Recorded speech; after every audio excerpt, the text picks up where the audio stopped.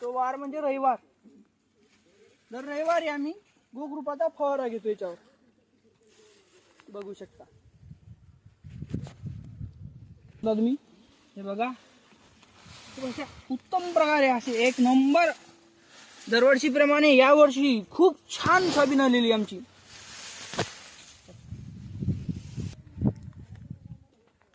हा बघा आपला पराठीचा चालता तुम्हाला तुरीकडे जातानीचा दाखवतोय.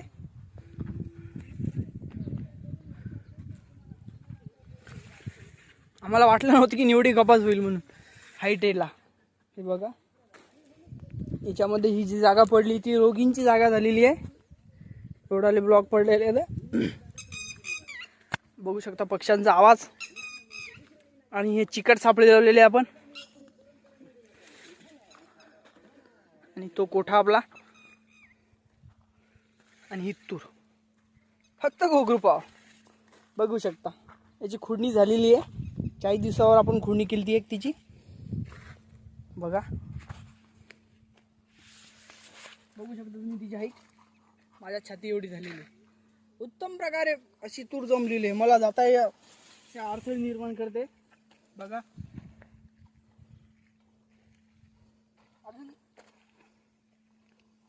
कोणतीही कीड नाही, काय नाही, काय नाही. एकही केमिकलचा फवारा झाला ना बघा तुम्ही. कशा कोणत्याही प्रकारची आळी गिळी कीटक काहीच दिसत नाही तुम्हाला. फक्त आणि आपण वापरलेल्या गोग्रुपा, सातत्याने गोग्रुपाचा फवारा झालेला आहे. बघू शकता तुम्ही. हा आपला रस्ता आहे वाटचाल इकडं.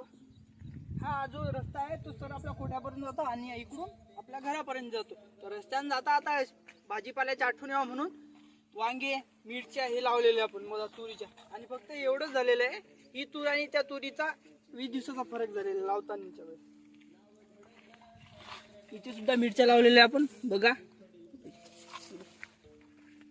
मिरच्या बघू शकता तुम्ही. एक टमाटे झाड इथे सुद्धा आहे, इथे सुद्धा आहे आणि एक सुद्धा इथे.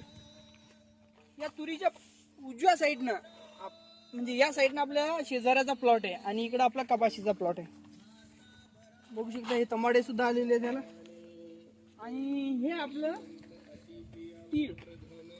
बघा तिळाची हाईट आता एवढी झालेली तीळ. एवढी मुंकडे आपला या बघा कुठं जा बघा. हा उडीद बघू शकता तुम्ही.